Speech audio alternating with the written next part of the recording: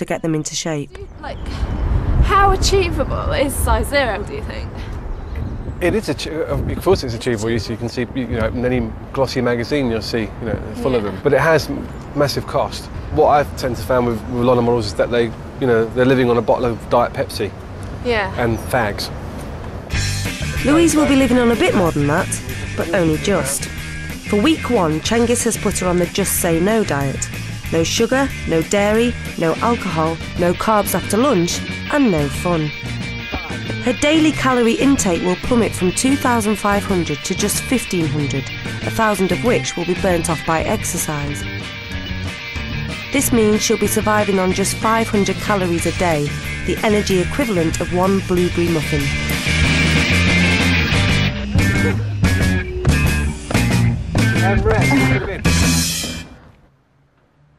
I'm just about to go to bed. I'm absolutely shattered.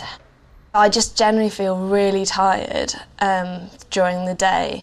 People at work have said that I'm not as fun and smiley and I've been a bit grumpy, and today I actually didn't make it to the printer to collect my work because I didn't have any energy.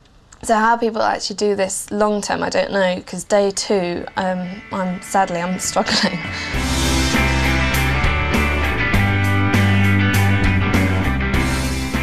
Kate's also finding it tough. Juggling a 10-hour working day with a gruelling exercise programme and living off nothing but lemonade, she's already fallen off the wagon. So these are my Brazil nuts, 100 grams of Brazil nuts, and I've added them in just to keep myself from going completely mad. I have got to eat some protein, otherwise I literally cannot function. All I would be able to do would be, I don't know, lie on a sun lounger in a nice Californian spa. As you can see, we ain't there. It's the end of the first week, and both our journalists have already lost a huge amount of weight. Kate has gone from 10 stone 4 to 9 stone 11, losing 7 pounds. Louise has gone from 9 stone 3 to 8 stone 10, matching Kate pound for pound.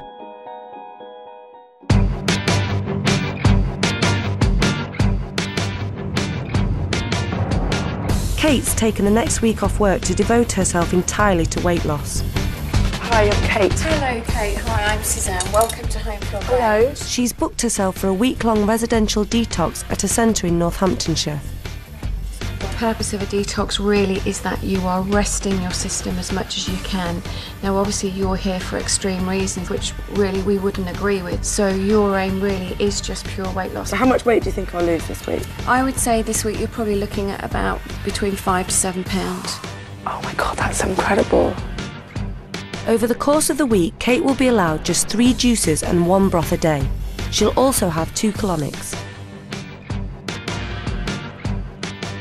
You'll have the cleanest colon in the West.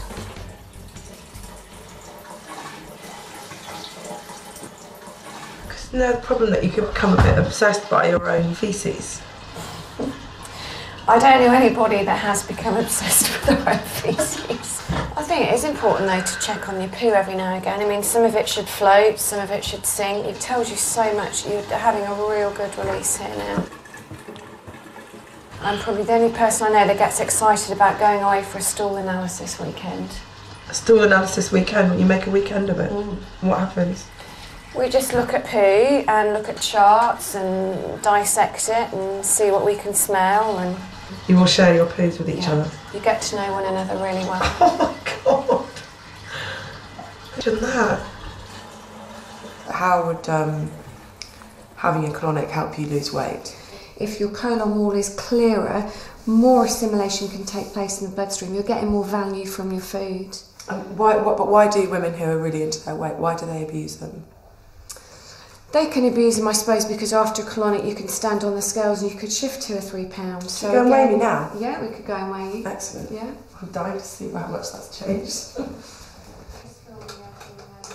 Oh my God, that's amazing. That's like 2.5 pounds. Yeah, 2.5 pounds. I was 9.9. I was just over 9.9. And you're literally now just on 9.7. That's great. In a day. Yeah. It's quite mad, isn't it? If you put your mind to it. Put a nozzle up your bum. who can lose a lot of weight.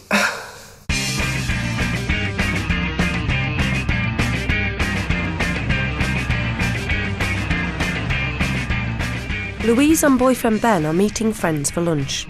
Hi, you're right. I can't really eat anything off the menu, so I've got some soup. Do you mind heating it up, please? Louise has decided to up the ante. She's going to try one of Liz Hurley's favourites, the watercress soup diet. All she's allowed is 3 bowls a day, and nothing else. No, I'd never, ever recommend this to anyone. As I'm walking down the street, I'm walking past cafes and I can smell the food. It does repeat on me as well. Oh, brilliant. But it's the celeriac stuff. If you stayed with it, do you reckon you change as a person? Yeah. I think I'd just be miserable, I'd be antisocial, I'd be single.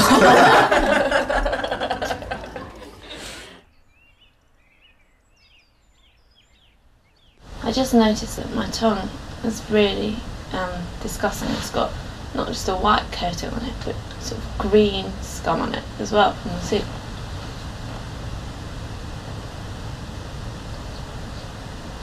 And my breath smells of soup, according to my boyfriend. Again, I'm laughing at it, but it's not particularly funny. Oh.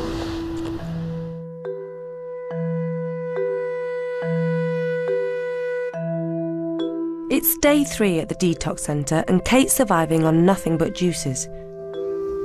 I'm just sitting around here feeling hungry, which just feels weird. I've always been interested in healthy eating, I suppose. I suppose healthy eating is how I've controlled my weight. But now I'm sitting here actually considering a macrobiotic diet, which is really troubling me. On top of the fasting and colonics, Kate's also exercising every day with a personal trainer to ensure her metabolism doesn't slow down. It's not good. She's gradually going to, once the fat goes, the body has only the lean tissue, the muscle, to eat away at, so she's going to start to get muscle wastage as well. I do feel guilty making her do the exercise on zilch, 0 energy levels, yeah. Push your hips up, pull your abs forward.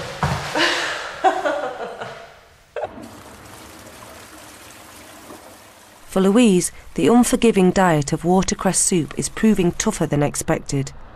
I vomited and it was just it was like water. I couldn't see the colour or anything, but it was horrible. I think I vomited about 3 times.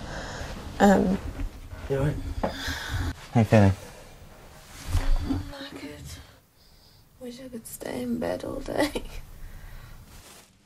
I've been irritated with the diet, I've been irritated with the concept of dieting. It feels like a completely unnecessary burden that she's putting on herself. And also I've been worried, genuinely worried, when Louise is hunched over the toilet bowl puking up on Sunday morning, and I can't really get my head around the idea that anyone would want to do this to themselves.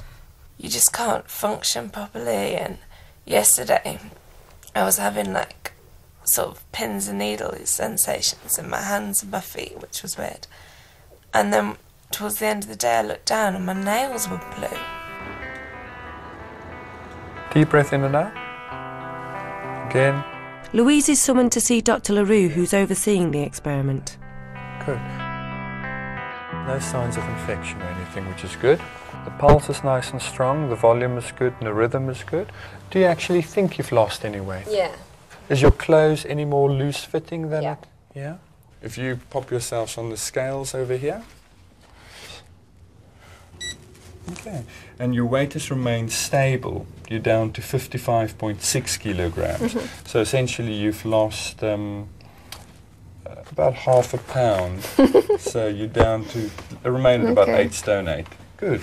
After a miserable week on watercress soup, Louise has lost virtually nothing.